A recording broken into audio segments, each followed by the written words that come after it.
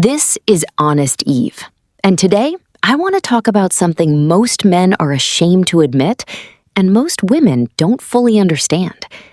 What really happens inside a man when he's living in a sexless marriage? For a lot of people, that phrase sounds simple.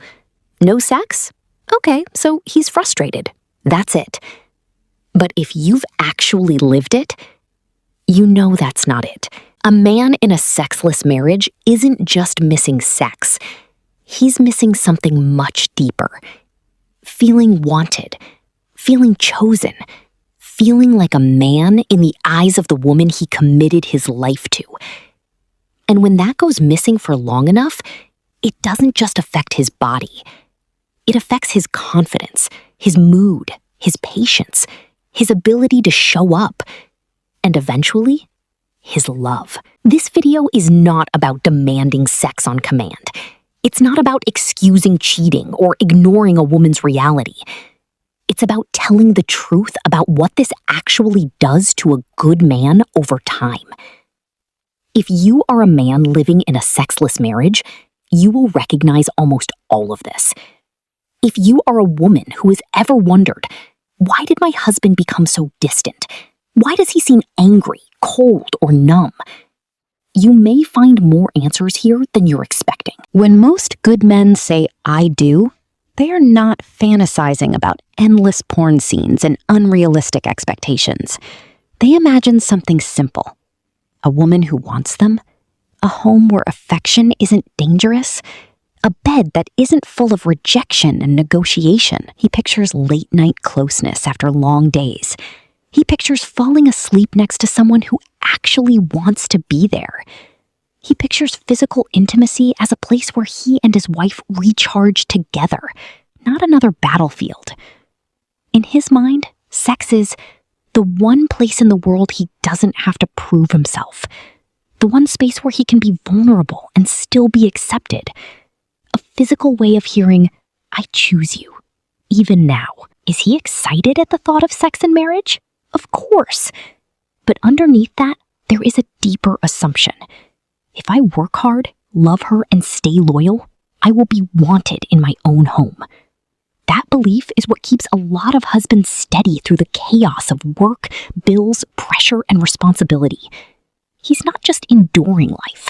He's enduring it for someone. Most sexless marriages don't start that way. In the beginning, there's desire, curiosity, willingness. Then, slowly, things change. She gets tired. He gets busier. Kids show up. Stress increases. At first, "not tonight" is occasional. Then, it becomes frequent. He asks. She says she's tired. He reaches for her. She turns away. He leans in to kiss. She gives a quick peck and goes back to her phone. He starts to notice patterns. She has energy for Netflix, for scrolling, for friends, for late-night conversations about everything except intimacy. When he reaches out, it often leads to a sigh, an eye roll, or a tension in her body that says, "Why are you bothering me?" So he does what good men often do first. He questions himself. Am I being selfish? Am I expecting too much? Is this just how marriage is after a while? He tries to be patient. He tells himself she's stressed. She's tired. It's a phase. He might even stop initiating for a while to take the pressure off her. Silently, he hopes she will notice the distance and come toward him on her own. When that doesn't happen, something inside him starts to crack. For a lot of men, sex is not just sex. It is the one place they allow themselves to be vulnerable without words. When he reaches for his wife, he is not simply asking for physical release. He is saying, "Do you still want me? Do I still matter to you as a man?" So when the answer is consistently no, the message doesn't land as no to sex right now. It lands as no to you, no to your touch, no to the way you're trying to love me. Every eye roll, every stiff body, every fine, just hurry up, adds weight to that message. And men keep score differently here. He doesn't remember every romantic thing he did in a calendar, but his body remembers how many times he reached out and got burned. Eventually, the math inside him looks like this. Desire plus reaching out equals humiliation. Once that equation becomes real, desire stops feeling exciting. It starts feeling dangerous. So he does what any intelligent person does when something becomes dangerous. He avoids it. He stops reaching. He stops risking. He trains himself not to want what only causes him pain. On the surface, it looks like he's just not romantic anymore. Inside, it feels like survival. When a man can't get intimacy, affection, or validation from his own wife, the need doesn't disappear. It has to go somewhere. Different men cope in different ways. Some drown themselves in work. Some disappear into hobbies, gaming, or late-night scrolling. Some turn to pornography, not because they love it, but because it is the only place they are never told no. Some emotionally bond with other people, online or in real life, because they are starving to feel seen. None of these are ideal solutions. Some of them are destructive, but they are reactions, not random decisions. They are attempts to numb, escape, or patch the hole left by rejection in their own bed. From the outside, his wife may only see symptoms. He's never present. He's always on his phone. He's obsessed with work. He doesn't talk to me like he used to. What she often doesn't see is the timeline. He reached. She rejected. He hurt. He tried to be patient. Nothing changed. He found ways to live with the hurt. And here's the truth many men will never say out loud. Sometimes, porn or distraction feels safer than the woman he loves, because at least they don't tell him he's disgusting for wanting closeness. Again, this doesn't excuse the behavior, but if we want to fix the problem, we have to be honest about what drives it. A sexless marriage doesn't just change a man's habits. It slowly changes how he sees himself. At first, he feels, I'm a good husband stuck in a rough season. After years of rejection, he feels, I'm not desirable. I'm not attractive. Something is wrong with me as a man.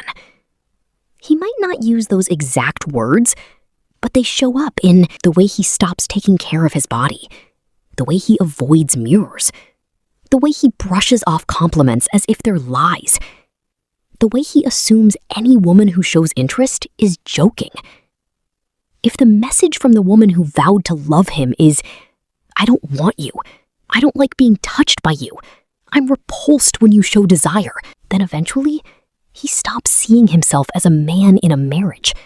He sees himself as a provider, a babysitter, a roommate, a walking wallet. He may still be loyal.